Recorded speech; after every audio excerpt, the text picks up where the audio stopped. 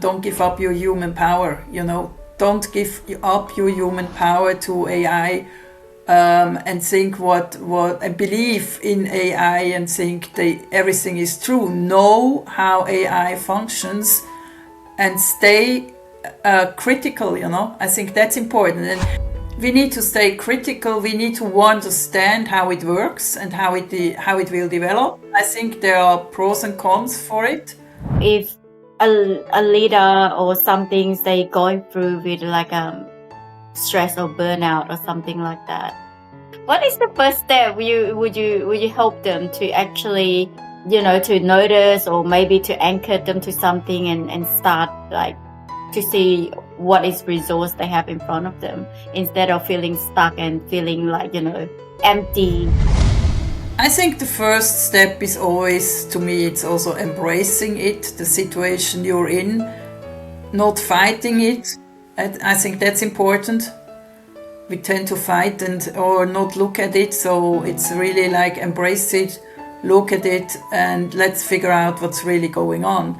So an advice I would have given to younger people is, do not give up your human power to AI and your mobile phones. Sit together, talk together, have fun together, and also learn about yourself. And I think then it's a beautiful life.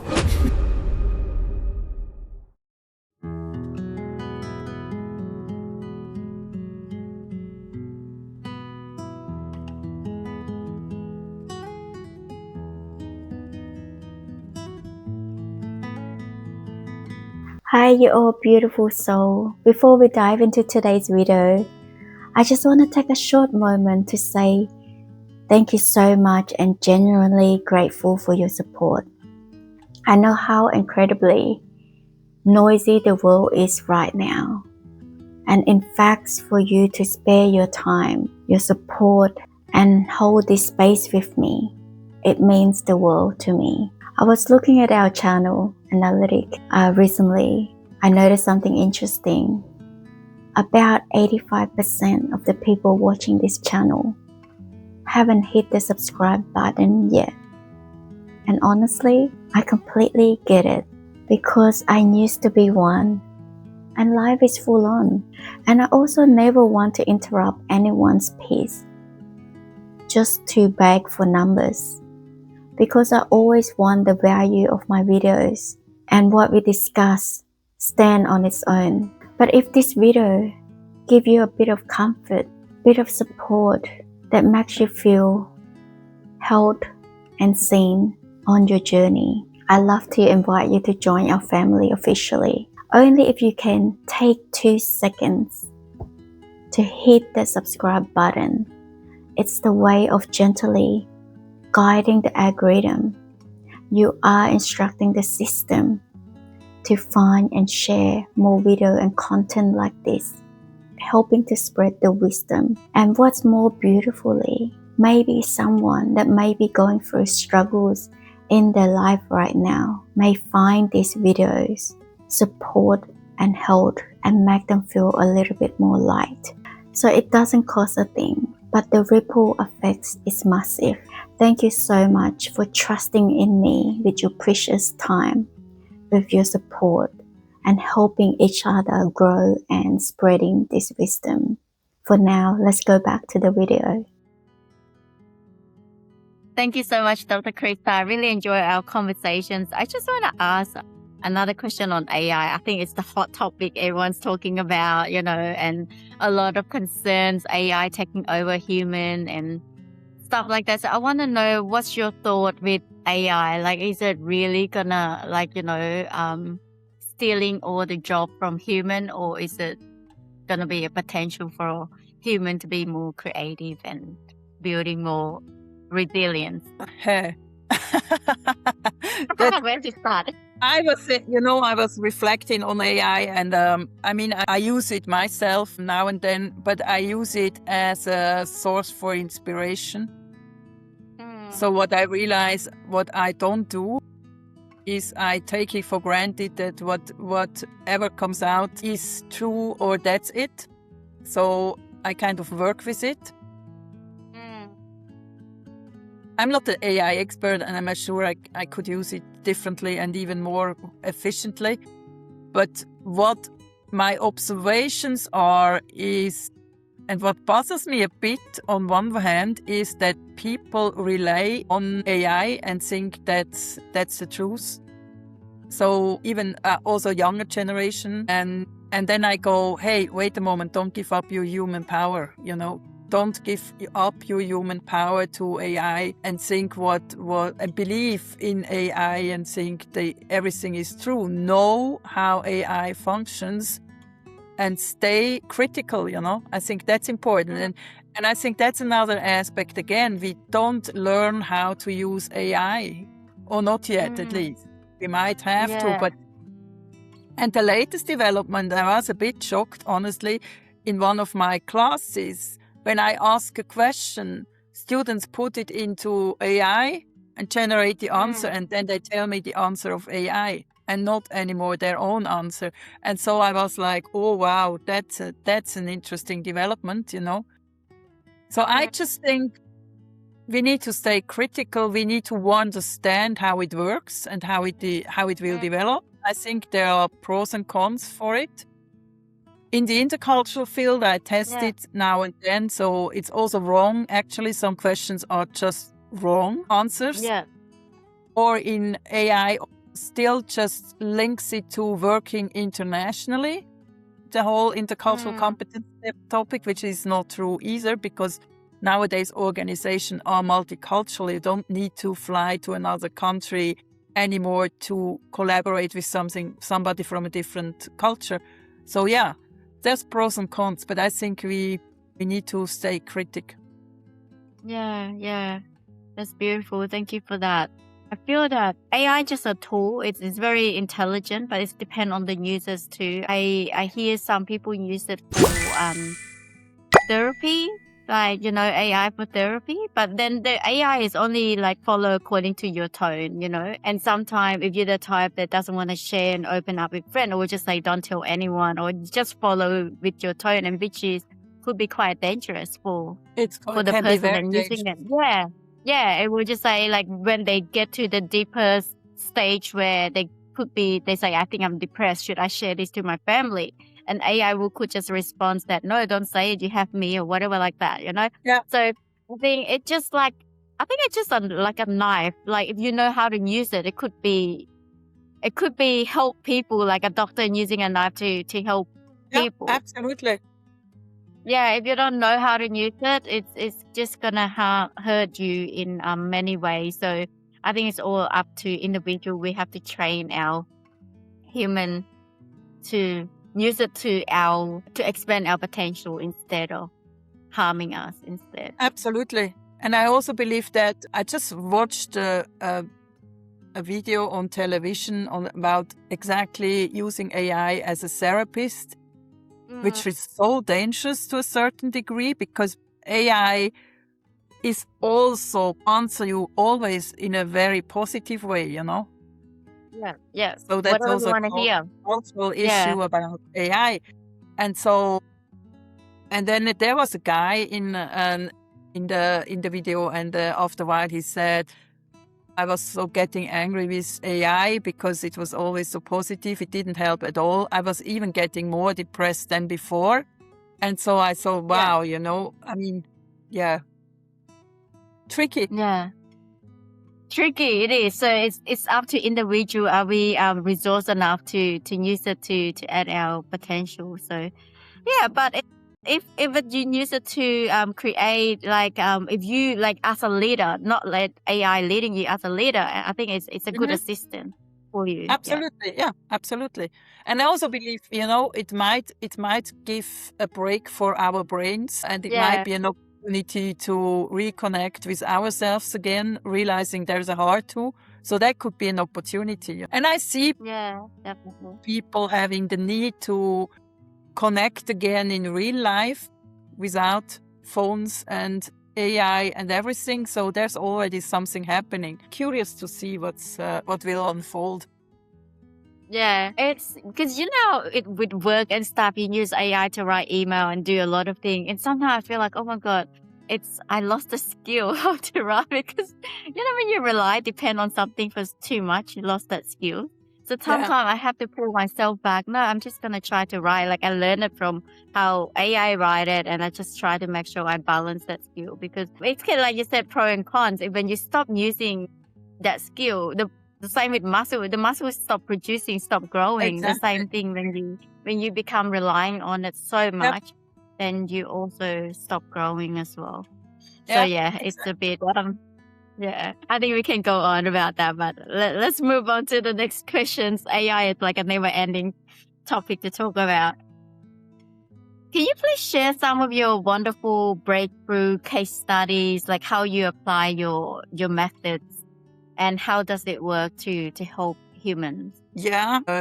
I think, as I said, I always had kind of this gift to connect people and so on. And when I was working at the insurance company, I was the head of corporate communication for whole Europe, and I built it up from scratch across 12 countries. So I was in the midst of intercultural situation.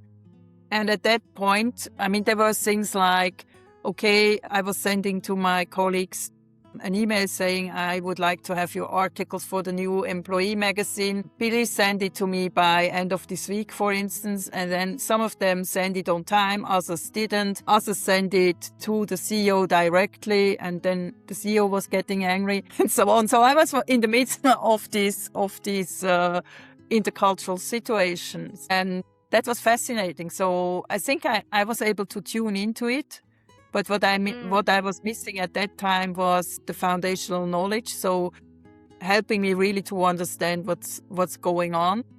And so over time, I just realized it's, again, pause, have a look, and then move on. And I applied it to the situation I was in. And it became easier. So I always jokingly say I'm also in stress management, because once you realize and understand why this situation is the way it is, it's much more easier. Yeah, that's beautiful. Thank you for sharing that.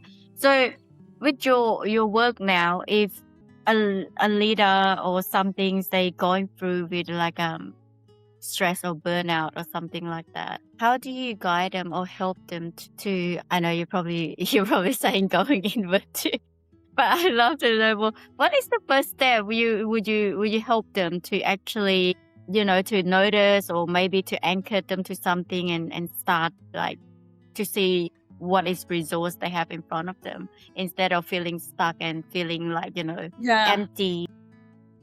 I think the first step is always, to me, it's also embracing it, the situation you're in, not fighting it. I think that's important. We tend to fight or not look at it. So it's really like embrace it, look at it, and let's figure out what's really going on. So, for instance, I had one leader who was like very angry because his colleagues from different cultures just didn't work the way they want. He had the idea they should, and he was really angry. So, and I was, no, that's not how we work, and that doesn't work, and I need to reach my goal and things like that. And I truly understand where it's coming from. But there was a moment of embracing it, acknowledge the situation, and I say, okay. Do something, breathing exercises, so to kind of settle in and let this emotion go, and then you can work. Then you can see, okay, let's have a look at the situation, and why is this happening, and why might it be so challenging for you to acknowledge that there is a different way. And then, of course, it turned out it's a very stressful situation and so on. And then we can move from there and say, okay, so what's the next step you could take, and we work on what we could do. So, yes, these are the situations. I more work I also offer one-to-one coaching. So these are more the coaching situations. Or I had another client and she was like, oh my God, I'm in a new position and I need to create results. And my colleagues I can't remember which country it was, say Italy, I don't understand what they're doing, makes me so nervous. And so, And again, we started to acknowledge the situation, embrace it, look at it. What's the difference between you and them? And we moved on. And this person was very fast in implementing everything. And within 2 months, she was thriving, so that's again a very personal topic there. Do you really start to relate to it, open up, look at things which are different, which challenge you in your comfort zone? That's what's happening every time, of course, and then go from there. Yeah, that's beautiful. I love it how you use the word embrace, because sometimes when I tell people to accept it or acknowledge it, or like letting go of idea that's not working, like your expectation or something, a lot of people seem to misunderstand that you are giving up. But I think that's the way of you to ground yourself, to come back from a place of clear head. Like, you're saying what is the truth at the moment, like what is in front of me. Exactly. Then just stick into your head, like your own idea, knowing that it's like you can feel the push and pull already, but you don't want to give up that ideas because you want it to work so much. Yeah, and that is a draining process. And this is why the pause and stuff is very powerful, when you acknowledge, okay, this is the facts, this is the situation, and what can I do from here? Which is an opportunity for innovate, right? You be creative. Absolutely. And you're having more ideas. Yeah. And I mean, with one of my coachee, I once I realized there was also a personal situation which created some bad feelings, and so this person was getting very anxious or moving forward because she was so afraid of it can happen again. And so sometimes you cannot separate the intercultural piece from your personal experience. It just ties in everything. Yeah. And what I did then, I started to use some creative methods. So with this person, I went to the forest and we literally walked through this situation in nature.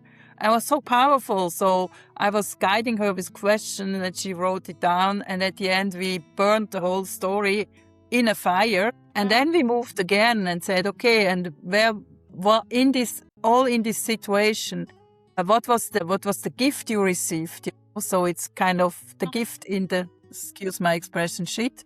So this really helped, and she could let go. And it was much more powerful. So So I also love to go into nature and work with people in nature. The connection to nature is a different approach. Yeah. And usually this is why I feel like your pause, you're coming back to the present moment, is very powerful. Like I usually just guide my client just come back to their 5 senses, like, so they're not so stuck into the spiral of thought and stuff. And also it's about letting go what is not working, it's not you giving up. And the same, like if you know that you're carrying the shopping bag, it's so heavy, like you're about to tear your muscle or something. If you keep forcing it, deep down it's not, you can feel the internal feeling like it's a forced energy. It's like very exhausting, draining energy. Absolutely. Versus if a lot of people that don't know how to do it with emotional, they know if they carry a shopping bag, if it's heavy, they put it down and then they reassess whether they need a trolley or something, they carry it again. But with the emotional, sometimes a lot of people seems to force like that's the only way, instead of like put it down, reassess your situation, embrace it, and then start it again. Like where could be a better options? Yeah. So. Yeah, and I think also this approach of I need to solve it now. Yes. And this is so in the mind. Yeah. So you kind of learn. Okay. Pause. Yeah. And you don't give up. You gain, actually, you gain new insights and opportunities, and it's much lighter to move on afterwards. Yeah. It's a big difference when you pause and you reflect. I think you come back from a full energy, then like you're already exhausting and you keep forcing yourself. So it will eventually lead to burnt out, because if you keep forcing. Yeah, so it's very tiring, actually. Yeah, you have observed that, we live in a shiny world where people focus on how they should be rather than who they truly are. So in a high stake boardroom, what is the actual financial cultural cost when a leader refuses to take off their shiny mask? That's kind of tricky to say, because first of all, this human to human work, is still called soft factors, and factors are not really paid attention to. Sometimes they are. There are always exceptions. So it hasn't the same value as so-called hard factors. That's one thing. Then hard factors are much more measurable, So that's the financial part. Then these human-to-human factors. But over time, I realized, I said, hey, that's a very limited thinking, because take an example and see, here's a team, it's not functioning, and then calculate the cost of it. How many hours were you sitting together and so on? But that's oftentimes not done. And I can once experience a very interesting situation where I met a friend of mine, and he was working for one of the big consulting firms. And so he came to the bar and he looked at me and he looked a bit pale. So I said, are you well? And he said, yeah, but it's just, I'm just still thinking, because we had to stop a project after 1 year and we lost 2 million Swiss francs. And we were analyzing for the whole afternoon. We were analyzing it and we didn't figure out why, normally figure it out. We didn't see a reason. And so I was saying, hey, ever thought about cultural differences? And then he said no. And so we analyzed it from this point of view. And it turned out that because they didn't consider it, so it was a rollout. They started in one country, let's assume UK. I can't remember which one it was. They set in place a UK project team. Everything went beautifully. Then they said, oh, that's wonderful. Let's take the same team for whole Europe. And so they did. And it didn't work out because they didn't see the differences. And that cost 2 million Swiss francs, and they had to stop the whole project. So there are examples like this. And I think if a leader doesn't think about these human-to-human aspects and kind of weaves it into the daily other tasks, to me, it's always weaving it into each situation, just consider a different aspect. And it costs. So if you do, it's much more effective. Yeah, that's beautiful. Thank you for sharing that. So what's the soft skills do you find that are a must for leadership? If you were to explain it to a CEO and to someone who's going to join that workforce environment, like what should they be take it more serious and considerate on? Yes, I think it is. First of all, it's important to be curious. So curiosity is important, Then I think in the environment we're in right now, it's also very important to be able to deal with ambiguity, tolerance towards ambiguity, which applies to the environment we're in, but also working across cultures. That's a key skill. And I would always say, start with yourself. Start with yourself, connect to yourself, also learn about your own cultural identity, start to be aware of it and how it shows in your leadership, in how you deal with your employees and so on. And then to me, very important is listening, being in the moment, being present, observing. Observing is a very powerful tool, because by observing, you kind of see what's happening and you can start to work with what you observe. So, yes. And in communication to me is crucial. And of course, the cultures, there are different communication styles. There are people who say yes and mean no and things like that. So if you understand that, it's very, very important too. And building up relationship, truly relate to people, not just think they're, an object or so appreciate. Be respectful. But at the end, I think, and I looked up lately what skills leaders need to have, and then the whole list. And then I always think, who can fulfill all of that? So I'm a fan of less is more. I would say, okay, kind of assess which one you would like to strengthen first, and then slowly but surely start to strengthen these skills. And don't think you can do all at once, because sometimes it's crazy if you read an article and then you get this list on this is what you need to fulfill. And I think good luck with it. I also would say don't think you can do this all on your own. Get support, because we have our blind spots, and if you use coaching or join a peer circle learning and so on, get support. And it's nothing bad about getting help. Yeah. There's 3 things I want to respond to what you just said earlier. First one, I want to talk about, I think you were saying that there's a long list of CEO leaderships. But sometimes I feel like, sometimes it's not just always adding more. It could be just letting go, unlearning all the poor habits. Yeah, like removing all the distraction, and you see things much more clearer and less, more clarity. And absolutely.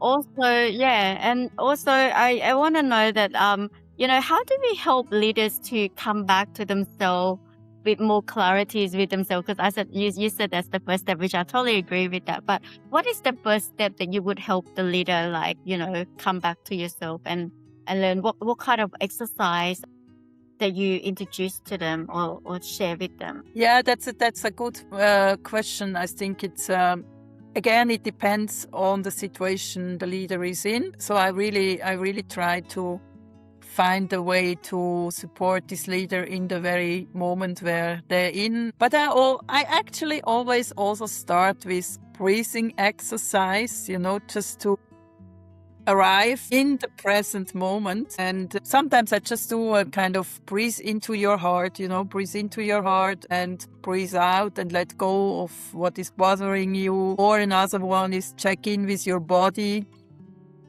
So how does your body feel right now? Are there any tensions? Acknowledge them, let go. Are there any emotions? Acknowledge, let go. What's your mind doing? Are there any thoughts? Acknowledge them from an observation point of view, let go. And I think that helps a lot. And it's also, again, it's like building up a muscle. Yeah. That's beautiful. I love that, because I feel it's so easy when we're running from an autopilot. It's so easy that we're just stuck in our head and we forgot about all this sensation in your body. And if you take a pause and be curious a little bit more, like, why do I feel this way, or reflect back, it's a guidance for you to see the wisdom. And not just that, it's also to bring you back, like regulate yourself, So Absolutely. when you're able to regulate yourself, it's like, I feel like it's when you have ability to regulate yourself and able to shift your state, everything's changed as well. Like, imagine like if you're in a calm state, right, and your kids break the glass, you will respond differently when you are not in the calm state, like when you unregulate. So the outcome will follow. But that's why I like it when you said come back to yourself and understand your own state, like have ability to notice, like, oh, I'm functioning from the old pattern or autopilot, or able to be aware of that situation. And I think what I've learned over time with everything I did and all my on my spiritual journey too, it's so important to act out from an observer point of view, like be the observer and do not go into your thoughts, into your emotion and so on. Then you're back in autopilot. And that's something important to build up too. Like, okay, here I am. I sit on my chair. I put my feet on the ground to be really grounded. And I act out of an observer point of view. It's like watching a movie, and I check in with my thoughts, my body, my emotion, and I just let them go. And that's a different. Once you learn this, you also can apply this in your professional field, act out of an observer roles, what's happening on my side, on the others, and so on. And it's much more powerful than just being on autopilot. Yeah, so beautiful. I love you mentioned about observer, because I learned this from my meditations. Like, when you observe your thoughts, your emotions and stuff like that, when you're able to take it out, that you not just distort an emotion, but become an observer, you feel like everything's just under your control. Like you're watching a movie, you're not learning about yourself, you're learning about the whole room, the whole characters, and you can change the script, right? You can change the room environment, because now you see all the characters, you read everything. You're not just reading your focus on yourself. Now you have like a bird view, like the 360 Absolutely. view. Yeah. Yeah.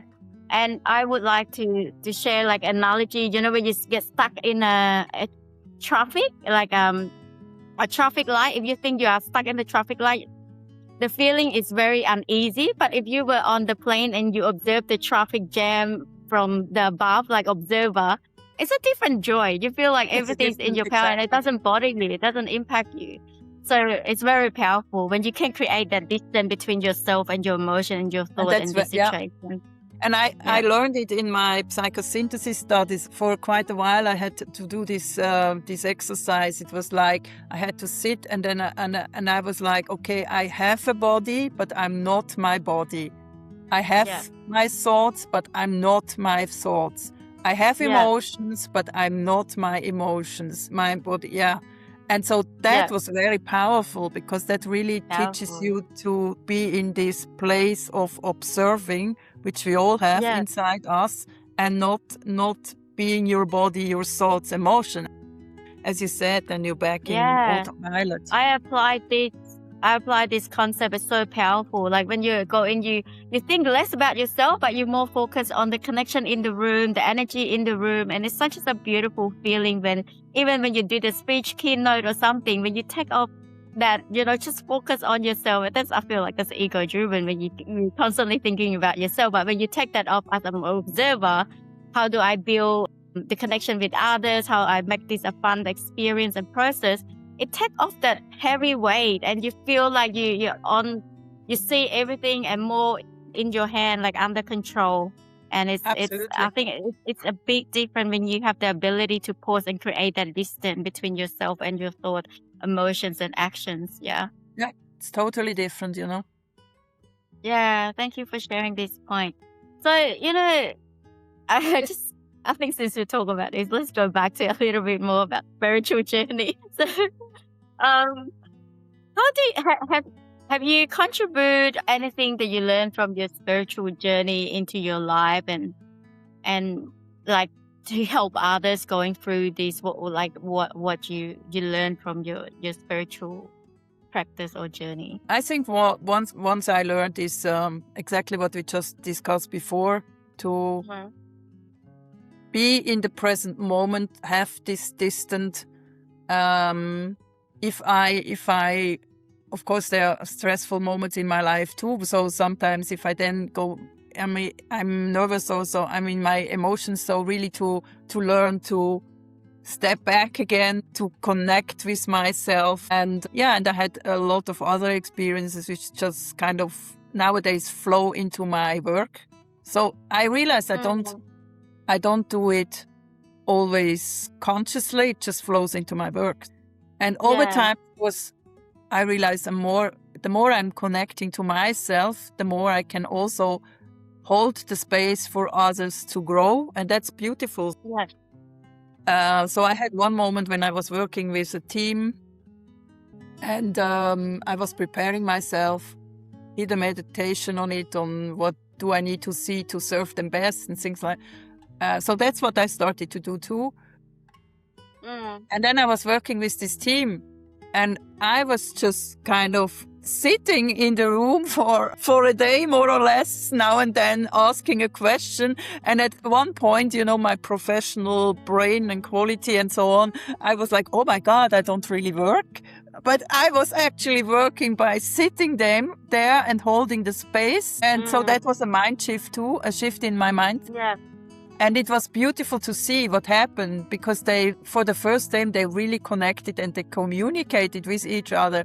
And by the end of the day, they were like, what did you do to us? That's the first time we were really deeply connecting and communicating, and we really came up with results. So I said, mate, that's what happened. And I realized I don't consciously think about how I apply it in my work. It just kind of flows into it. So how do you help leaders or like women or like executives that, you know, they disconnected to themselves and, you know, because of they stuck with their shiny mask or something like that. So how do you help them to reconnect back to who they really are, who they truly are? I think that's always a process. I think it's also first acknowledging where they are in their development or in the phase of their life. I think that's important to acknowledge, you know, not because something I had to learn is to see I'm in a different place than them. So there's a gap. And what seems to be natural for me nowadays is not yet natural for them. But I know the journeys. I just need to really consciously make myself aware of, okay, that's the phase they're in, and let's start from there and move forward. And I think that's already, I think always what I realize is when people are seen, you know, where they are right now, that already shifts a lot. And I'm not telling them what to do, you know, that's not how I work. I open the space, guiding them by questions or reflections or mirroring them. And to me, at the beginning, it's very important to create a safe space, you know, and so that we can work in trust, and people need to be safe to open up to. Yeah, that's beautiful.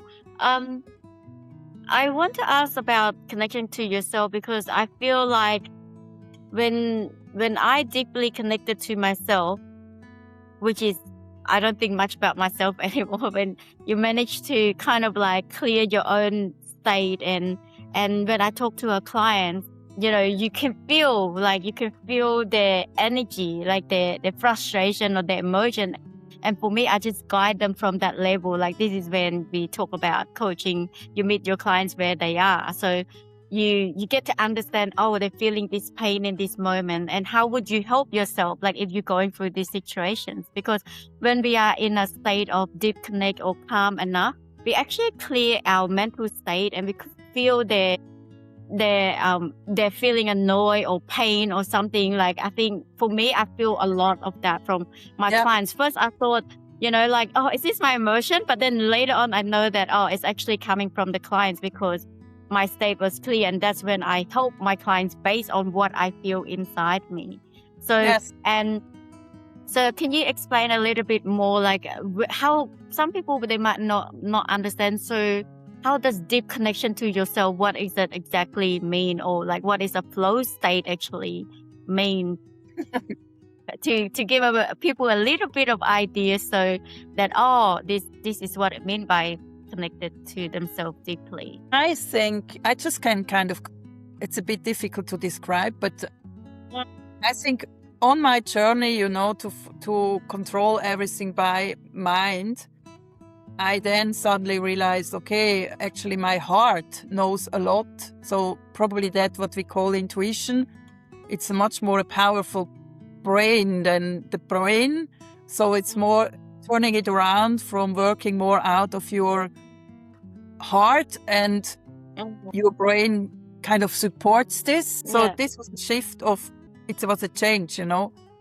And then the next thing I realized, I have actually a body, and your body knows everything. So what you just described, your body can also sense the energy from other people. And so the phase you said of realizing, is this my emotion, for instance? I think that's a very important step to realize, because that was another thing I realized. Always could sense all the energies. So sometimes I had a total chaos in me, and I wasn't sure, is it mine, isn't it? But that was later on. But even as a child, you know, I just sensed the atmosphere. But I was so open, so I had to learn to set my own boundaries. And the more I connected to me and my body, so my body is a boundary, and to learn to let go of this emotion, and to realize in the moment, this is not my emotion, actually, this is the atmosphere around, and then learning to let go. So so being connected, I think it's really being much more aware and be also more vulnerable. I think that's something too. And again, embrace this vulnerability. It's a very great gift. But sometimes there's this prejudice of, no, that's negative. It's a beautiful gift, but learning to hold it and learning to, hey, also I sense a lot, I can still set my boundaries, I don't have to take it on me. So that was probably something I did in earlier years. So I took everything on me without realizing what I took on me. So the step was really to set the boundaries and realizing, wow, okay, I can sense it, but I can sense it, acknowledge, and let it go. Yeah. When you understand it, it's easier to let it go and release. But like when I start coaching for the first time, I was like, why do I feel? Because I still carry that energy with me, and I get confused. Like you can learn over time when you clear, like, I'm pretty sure this is not my emotions before that, because you usually ground yourself before you have your clients and stuff like that. But then because of this deep connection that I actually can feel what my husband feel or the kids feel. Like, I have so much compassion of the way I used to deal with them in the past, because, and that's how it helped us to connect more. Like, I don't understand before because of your lack of that awareness, all you see was their faults. Like, like you could not see like the painful, but now when talking to them, you could feel, okay, he hold resentment. And because you understand all those emotions, like you feel, you can clearly feel more from them. You know how to deal with them better because you understand them better. And that's very powerful. When you have that deeper connection to yourself, you can also have a deeper connection to everything around us, all the energies around. To nature, to plants, to everything. What I realized too is like, what I had to learn is, even if I sense it, I don't need to do anything with it. Sometimes you feel like, oh, okay, now I have to help. And that's, again, I think that's also an expression of being connected, that no, you don't have to help. You can if you decide. I think that makes a difference, I realize, I see, I ask myself, do I want to go into action? Do I want to help this person?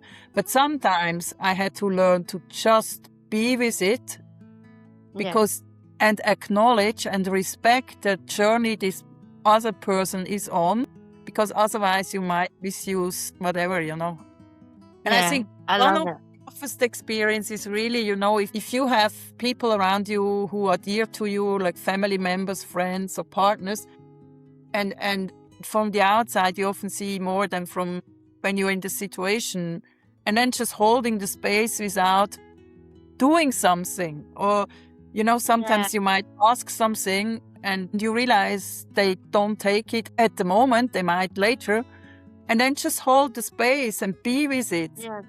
That was one of my most challenging moments, especially if you love people who are dear to you and close to you. So it's like, oh, don't you see it? Do I need to do something? No, just hold the space. Yeah.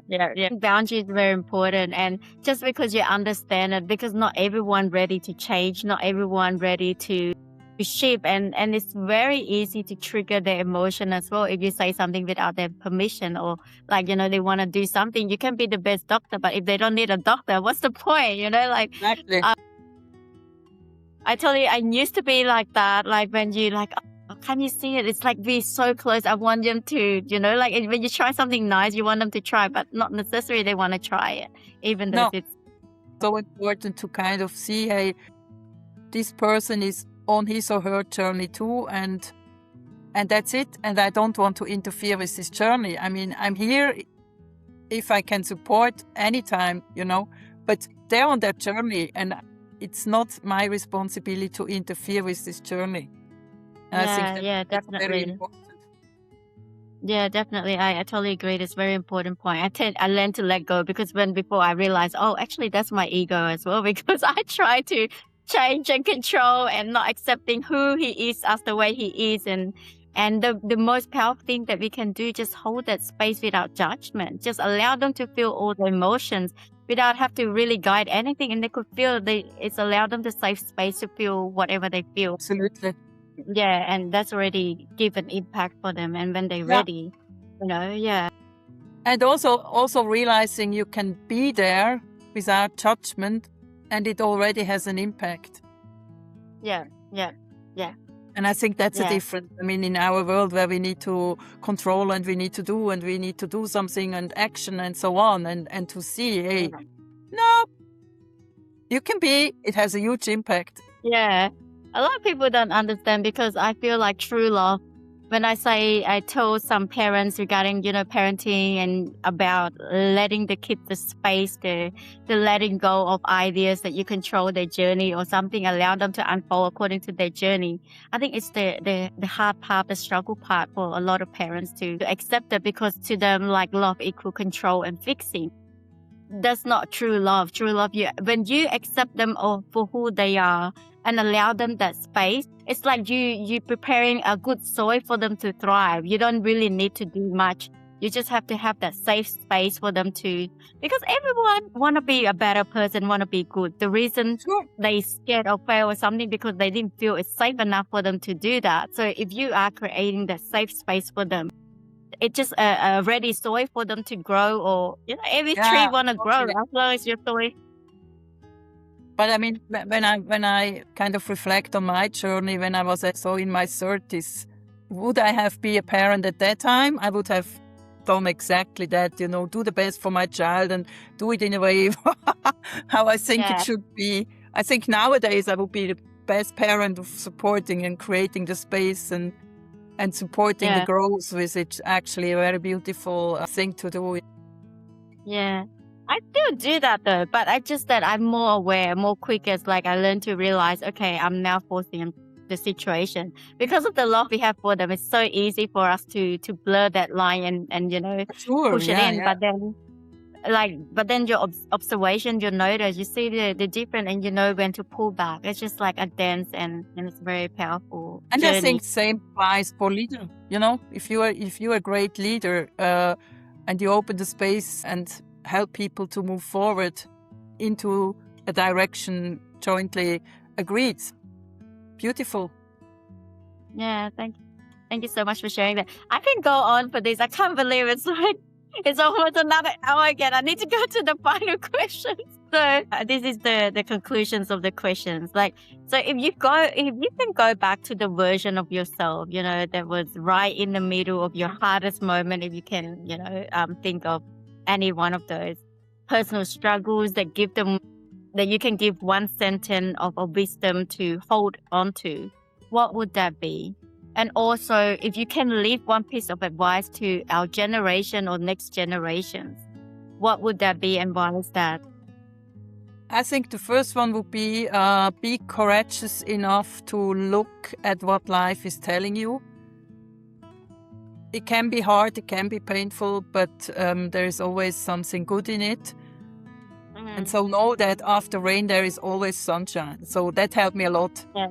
Also, it sounds a bit, but that helped me a lot to know, even if I go through the hardest moment and it might take away a moment, there's also something unfolding from it. So I think that's important to see. So, and connect by that, also connect to yourself. So don't look away of what life is telling you. Yeah, I believe that too. Because I know, I mean, life is talking to you. Just pay attention to these moments. Yeah, you just need to be noticing that, right? I so into like my plan, my ideas in the past, but then I feel like my plan is not better than the universe plan, So, but then looking back now, most of the thing that I'm proud of is the challenges that I've been through. I feel like it's my gift. Yes. And that's how I transform. That's how I expand my capacity. And the bigger your capacity can handle things, that's the more peace you have. Because, it's like a strong house. You build a strong house, whatever storm comes, the less of the impact on it, the more you still maintain peace. So, and this is why I invite people to look at challenge differently, because it's the capacity to remind you how strong we humans are, how resilient we are. sometimes we underestimate our potential. Only way we learn is really in these tough moments. If life is always wonderful, beautiful, it's just flowing. It's beautiful too, but I think we learn in the hardest moment. And yeah, as you say, to see and realize how resilient we are actually, and to trust in life. I think that's what I learned in all this situation too. Trust in life and in the flow of life. Yeah. That's very powerful. Yeah. This is why I truly believe like everything that I see on the external is just a reflection on my internal state. So Exactly. now I stopped looking like, oh, this person did this to me or this. I was just like, what does life try to teach me in this moment? Yes. What does it reveal about myself? You know, I'm still attached to this thing, or I'm still like hold on to these old patterns that I need to break free from. So it's beautiful when you constantly you want to learn from life and knowing that life is here to guide you for the better Exactly. version of you. And I think that's already an important shift, you know, instead of blaming or, oh my God, I'm the poorest, shifting, asking yourself, hey, what is life telling me right now? What do I need to learn? You know, it's an opportunity there, right? And like you said, like I think nothing is permanent and we in a fleeting nature. So the same thing, like if you have joy, cherish it, enjoy it. Knowing that, you know, it will move on again, like, you know, and also like even like the hardest time, knowing that okay, this will move on as well, like things will change as well. So just how our thought, our feeling, it's just constant changing. So it's kind of like cherish this moment, cherish in the here and now, because it's not gonna last forever. Yeah, that's important too. Exactly. Yeah, that's beautiful. So thank you so much, Dr. Krista, for your insight and wisdom. So all the work that you have done for our humanity, thank you so much for your work and keep doing what you're doing. I think you have touched so many lives. So if my audience want to connect it to you, want to learn more about you, how do they find you? So I'm, of course, always happy to connect people and meet new people and deepen these conversations. So they can find me on LinkedIn. I have my profile there, Krista Uehlinger, and then you find me. I have my website, linkingpeoplecircles.com, where you also can contact me or chat with me. There's even a chat function, or simply by email, kristauehlinger@linkingpeople.ch. Yep. That's awesome. So I'll share all the details. Yeah, I'll share all your details when we share on LinkedIn and with other platforms. So just to reflect back to our conversation, if I were to ask you, is there any question that you want me to really ask you, but I didn't really get to ask you? Is there anything that you could think of, or you're happy with all the questions, or is there any questions you want to highlight that you wish I would ask?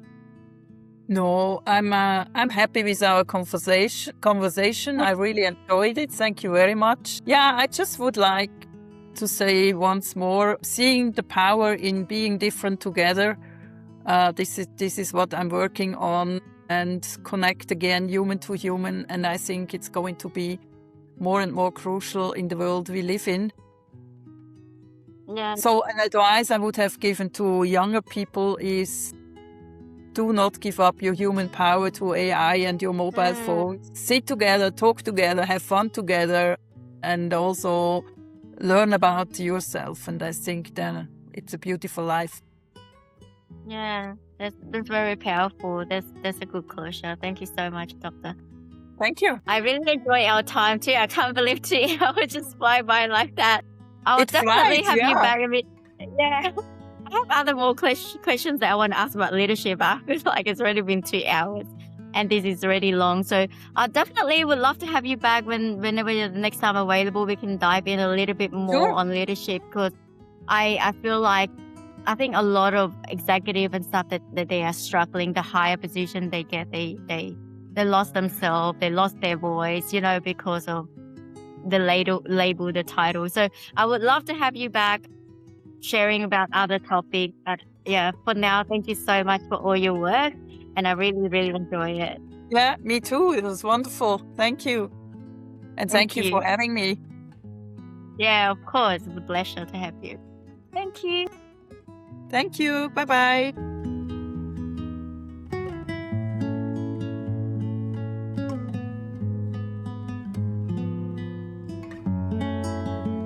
Thanks for watching. Please like, comment, share, subscribe to the Wisdom Inside Out.